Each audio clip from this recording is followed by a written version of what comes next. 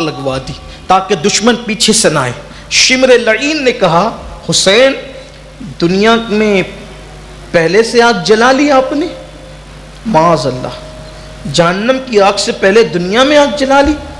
تو حضرت مسلم بن اوسجا نے کہا امام اجازت دیں، یہ ابھی اپنے نرغے میں ایک تیر چلاؤں گا تو ڈھیر ہو جائے گا۔ امام نے فرمایا ابن اوسجا جنگ ہمیں اپنی طرف سے شروع نہیں کرنا، اسے بکنے دو، یہ جہنمی کتے کو بکنے دو، ہم نے اپنی طرف سے جنگ شروع نہیں کرنا، ہم شروعات نہیں کریں گے، ان کے سر ہوگا خون کا پورا کے پورا جواب یہ دیں گے نا، انہیں بدلہ دینا ہے، انہیں جواب دیں، ہم شروعات نہیں کریں گے جنگ کی۔ اور اس کے بعد امام اونٹنی پر بیٹھے، اونٹنی پر بیٹھ کر اس وقت جب آپ خطبہ دینے کے لیے آئے تو آپ کے سر پہ رسول اللہ کا عمامہ تھا، آپ کے ہاتھ میں مولائے کائنات کی تلوار تھی۔ مورخ لکھتا ہے کہ آپ اونٹنی پر بیٹھ کر آئے اور دونوں لشکر کے بیچ میں کھڑے ہوئے، اور کھڑے ہو کر کے آپ نے حمد و صلات پڑھی، اور حمد و صلات کے بعد کہا کوفے والو، شامیوں، جانتے ہو یہ عمامہ کس کا ہے؟ یہ رسول اللہ کا عمامہ ہے۔ انہوں نے کہا آپ سچ کہتے ہیں، یہ تلوار علی کی ہے، کہا آپ سچ کہتے ہیں۔ فرمایا تمہیں پتہ ہے میں فاطمہ بنت پیغمبر کا بیٹا نواس رسول ہوں؟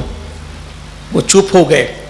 فرمایا کہ کیا تمہیں نہیں پتا کہ میرے نانا نے کہا تھا کہ حسن اور حسین جنتی جوانوں کے سردار ہے اور اہل سنت کی آنکھ کی ٹھنڈک ہے؟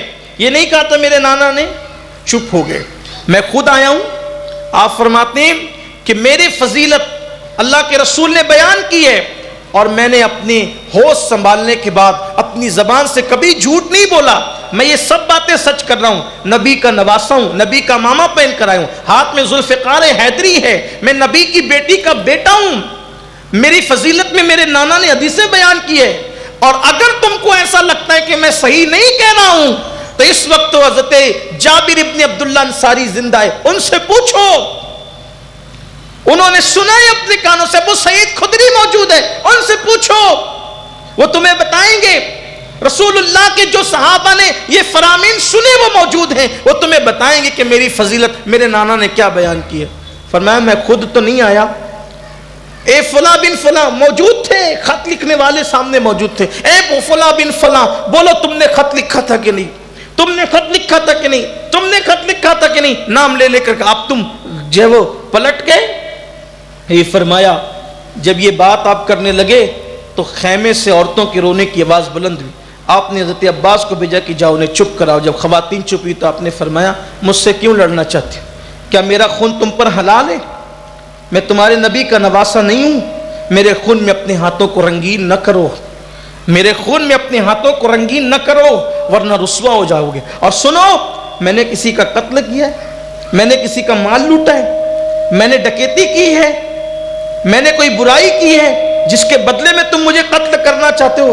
امام یہ خطبہ دیتے رہے، وہ خاموش رہے، اور امام علی مقام نے جب بہت ساری باتیں کہی، اور جب امام پاک نے باتیں کہی تو لوگوں پر اس کا یہ اثر ہوا کہ کچھ کوفی جو آئے تھے وہ رونے لگے، اور جب وہ رونے لگے تو ایسا لگا کہ کہیں جو ہے ماحول پلٹی نہ ہو جائے اور کوفی امام علی مقام کے ساتھ نہ ہو جائے۔ اس خطبے کو سننے کے بعد تو عمر بن سعد اور شمر ذل جوشن نے کہا حسین بس کرو، یہاں خطبے کا وقت نہیں ہے، یا بیعت کرو یا لڑائی کرو۔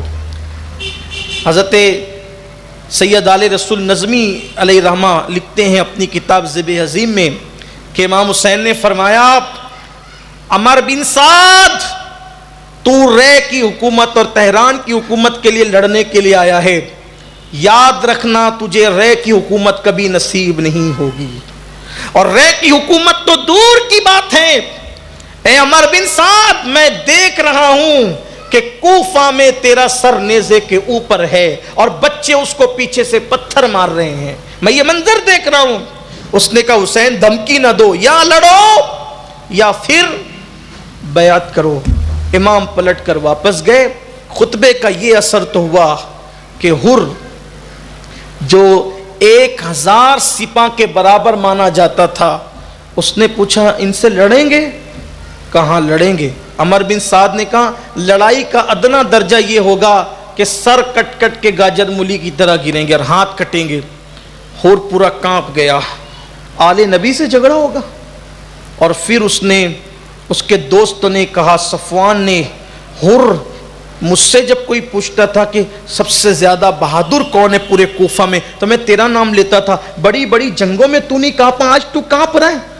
تو حر نے کیا پیارا جواب دیا، حر نے کہا کانپنے کی وجہ یہ ہے کہ جنت اور جہنم کے درمیان بیچ میں کھڑا ہوں، جنت اور جہنم کے درمیان بیچ میں کھڑا ہوں، اب فیصلہ کرنا ہے کہ جنت میں جانا یا جہنم میں۔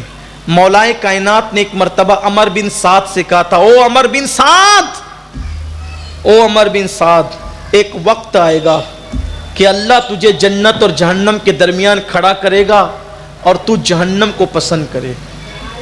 عمر بن سعد کو بھی یہ بات کہہ دی گئی تھی۔ کتنی واضح دلیلیں ہیں سب۔ حر نے کہا صفوان سے کہ میں اس لیے کانپ رہا ہوں کہ مجھے جنت اور جہنم میں فیصلہ کرنے جانا کدھر ہے۔ بالآخر حر کی قسمت نے یاوری کی، بی بی زہرا کا ادب کام آیا، بی بی سیدہ کی تعظیم کام آئی، اور پھر کیا ہوا کہ حر نے گھوڑے کو ایڑ لگائی اور قافلے حسینی کی طرف آئے۔ آنے کے بعد کا امام مجھے اندازہ نہیں تھا، توجہ کریں۔